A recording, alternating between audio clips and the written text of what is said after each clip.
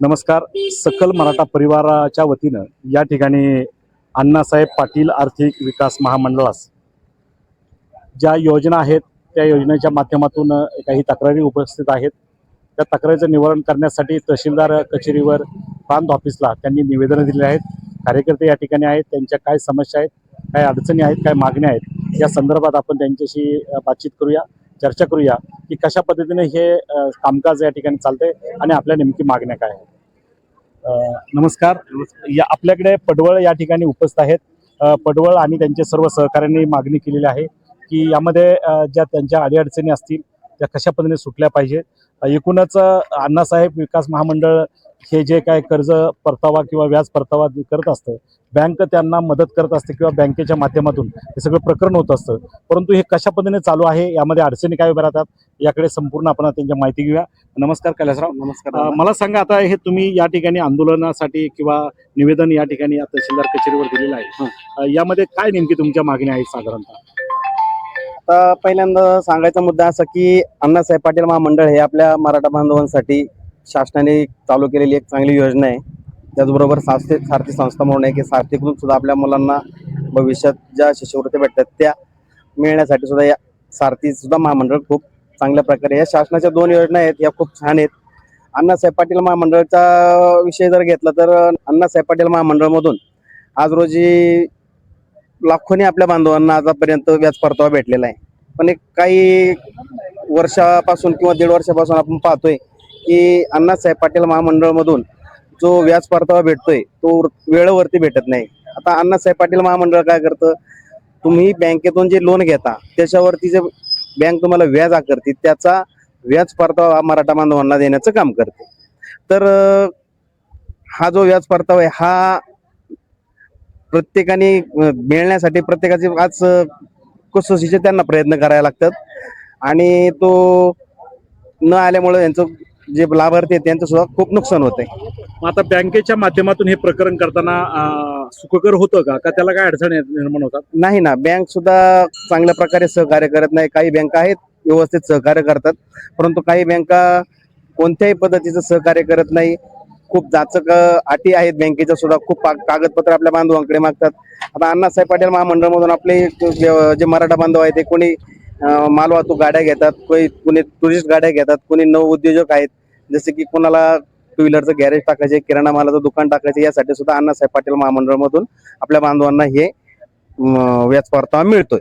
पण त्यासाठी बँका सुद्धा खूप जाचक अटी टाकून ती जी पेपरवर कायदा खूप क्रिटिकल करून ठेवलेला आहे. साधारणतः त्यातल्या जाचक अटी नेमकी काय आहेत, काय सांगाल? जसं की LY लेटर काढल्याच्या नंतर बँकेने आपल्याला त्वरित कर्ज द्यावं, तर त्यामध्ये त्यांचे उत्पन्नाचे दाखले, तुमचा ITR हाच पाहिजे, एवढ्याच दिवसाचा पाहिजे, किंवा तुमचं आता हे जे लोन आहे हे विदाउट मॉर्गेज लोन आहे, पण तुमचं मॉर्गेज याला पाहिजे, तुमचं काहीतरी मॉर्गेज द्या. ह्या ज्या काही गोष्टी आहेत ह्या ज्या अण्णासाहेब पाटील महामंडळाची जी धोरणे आहेत की बा जे तुम्ही लोन देताय ते विना व्याज याचं देताय, व्याज परताव्याचा तुम्ही करताय, परतावा देताय, तर तो जो आहे तो थोडासा याचा जो विषय आहे की बँकेने जो मॉर्गेज मागतात ते मॉर्गेज त्यांनी याच्यासाठी मागायचा बँकेला कोणत्या प्रकारचा अधिकार नाही, असं आमचं एक सर्व समन्वयकांचं मत आहे. खरं तर अण्णासाहेब पाटील हे जे महामंडळ काम पाहत आहे याकडे यापूर्वीच्या काळामध्ये तुम्ही अशा अडचणी आल्यानंतर काही तक्रारी वगैरे केल्यात? हो, मान्य नरेंद्र पाटील साहेब, अण्णासाहेब पाटील महामंडळाचे अध्यक्ष आहेत, त्यांच्या आम्ही वारंवार बैठका घेतलेल्या. त्यांनी खूप चांगल्या प्रकारे आम्हाला मार्गदर्शन केलं. त्यांच्या मार्गदर्शनाखालीच त्यांनी जो मोठ्या प्रमाणे आम्हाला सपोर्ट केला आणि त्या माध्यमातून आम्ही बऱ्यापैकी आजपर्यंत आपल्या बांधवांना व्याज परतावा मिळवून देण्यासाठी प्रयत्न केले. आणि अण्णासाहेब पाटलांचे चिरंजीव नरेंद्र पाटील यांनी सुद्धा आम्हाला खूप छान प्रकारे मदत केलेली आहे आणि भविष्यात सुद्धा ते करतायत. पण प्रशासन थोडंसं त्यांच्याकडे सुद्धा, ते जरी अध्यक्ष असले तरी थोडंसं त्यांच्याकडे सुद्धा काही त्यांच्या मागण्या आहेत त्याच्याकडे सुद्धा दुर्लक्ष करते. खरं तर आपल्याकडे आपल्या जिल्ह्यामध्ये तालुक्यामध्ये तालुका निहाय याच्या योजना किंवा हे संपूर्ण सांगण्यासाठी काही समन्वयक वगैरे नेमलेत का?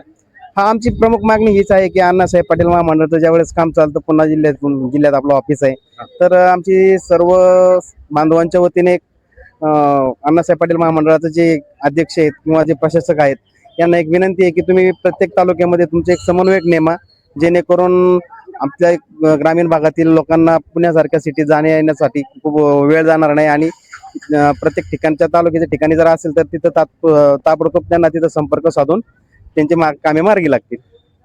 खरं तर माननीय मनोजदादा जरांगे पाटील यांनी 29 तारखेपासून ऑगस्ट पासून जे आंदोलन पुकारलंय, उभ्या महाराष्ट्रात न्याय मिळण्यासाठी पुन्हा एकदा जे काही दाखले असतील किंवा कुणबीचे दाखले असतील, मराठ्यांना आरक्षणासंदर्भातल्या ज्या अडचणी येत आहेत त्यासाठी पुन्हा एकदा हाक मारलेली आहे आणि त्या हाकेला ओढ देण्यासाठी महाराष्ट्रामध्ये आंदोलन चालू आहे. त्यातच अण्णासाहेब पाटील महामंडळाच्या माध्यमातून जे काय योजना चालू आहे त्या योजनेला देखील मराठ्यांना मदत होत नाही अशी एकूणच भावना या ठिकाणी कार्यकर्ते त्या ठिकाणी व्यक्त करतात. अजून आपण काही कार्यकर्त्यांकडे जाऊया, समोर या पुढे. मला सांगा, आपली काय अडचणी आहे किंवा आपल्याला काय अनुभव आला ह्या एकूणच या कार्यक्रमामध्ये? मी व्यवसायासाठी नवीनच टी परमिट गाडी घेतली. हा. गाडी घेऊन मला जवळपास 1.5 वर्ष झालं आणि व्याज परतावा मला फक्त 4च महिन्याचा भेटला. त्यामुळं माझी एकच मागणी आहे की जे काही व्याज परतावा आहे तो मला वेळोवेळी मिळावा, हीच मागणी आहे माझी. खरं तर व्याज परतावा वेळेत मिळत नाही. एकूणच या ठिकाणी बरेचसे कार्यकर्ते मंडळी उपस्थित आहेत, त्यांच्याकडे जाऊया. इथे काही भ्रष्टाचार विरोधी जनआंदोलनाचे कार्यकर्ते आहेत.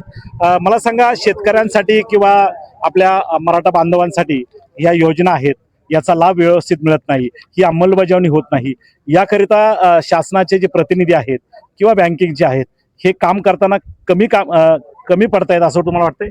येस, बरोबर आहे. शासनानेच खरं जर पाहिलं तर हे मराठा सकला परिवाराकरता जे त्यांनी जे अण्णासाहेब पाटील यांचं जे अनुदान द्यायचं त्या मराठा समाजासाठी ते कर्ज लोन दिलेलं आहे ते लाभार्थीपर्यंत कसं पोहोचेल, कशा पद्धतीने पोहोचेल, त्याच्या अटी शर्ती खरं जर पाहिलं ते प्रसिद्धी माध्यमातून त्यांनी प्रसिद्ध करणं आवश्यक होतं. त्या प्रसिद्धी माध्यमातून जर प्रसिद्ध केलं असतं तर आज या मराठा समाजाला किंवा अनेक लोकांना ह्या अशा अडचणी उपलब्ध झाल्या नसत्या. आणि त्याच्या ज्या जाचं गाठी आहेत त्या यांनी जर दूर केल्या तर खऱ्या अर्थानं त्या मराठा समाजाला ज्या अण्णासाहेब पाटील महामंडळामार्फत त्या योजना काढलेल्या आहेत त्या योजनेचा खरा लाभ ज्याला होईल, जर सरकारला जर मनापासून जर असं प्रयत्न करून काम करायचं असेल तर सरकारनं ह्या अटी ज्या आहेत जाचं गाठी त्या जरा शिथिल केल्या पाहिजेत व त्यांना सहकार्य केलं पाहिजे. त्याच्या प्रसिद्धी माध्यमातून लोकांना प्रसिद्धी केली पाहिजे, मार्गदर्शन केलं पाहिजे, तर त्याचा खऱ्या अर्थानं लाभार्थ्याला उपयोग होईल असं आम्हाला वाटतं. खरं तर आपण ऐकलंय की ज्या योद्ध्यानं मराठ्यांसाठी आपलं आत्मबलिदान केलं ते आदरणीय अण्णासाहेब पाटील, ज्यांच्या नावानं ही योजना अर्थात पुढे आली ती म्हणजे अण्णासाहेब पाटील आर्थिक विकास महामंडळ. नाव त्यांचं दिलं गेलं परंतु त्यांना न्याय देण्याचं काम अद्याप या ठिकाणी घडत नाही असं एकूणच जाणवत आहे. निश्चित मराठा बांधवांना कर्ज असेल किंवा त्यासाठी पुढे जाण्यासाठी जे आर्थिक मदत असेल ती या महामंडळाच्या माध्यमातून देण्यासाठी हे महामंडळ स्थापन केलेलं आहे. परंतु शासनाच्या वतीनं याकडे थोडंसं दुर्लक्ष होतंय की काय, हा खरा प्रश्न आहे. निश्चित बँकेच्या माध्यमातून जर यामध्ये अडचणी निर्माण होत असेल तर शासनाने याकडे लक्ष घालावं आणि ज्या अटी शर्ती आहेत त्या शिथिल कराव्यात आणि आपल्या मराठा बांधवांना या ठिकाणी न्याय द्यावा, एवढंच या निमित्ताने आपण व्यक्त करूया. आपण सगळे चॅनलला भेट देण्यासाठी आलात, सर्व मराठा बांधवांचं आणि उपस्थित सर्व ग्रामस्थांना या ठिकाणी विशेष धन्यवाद.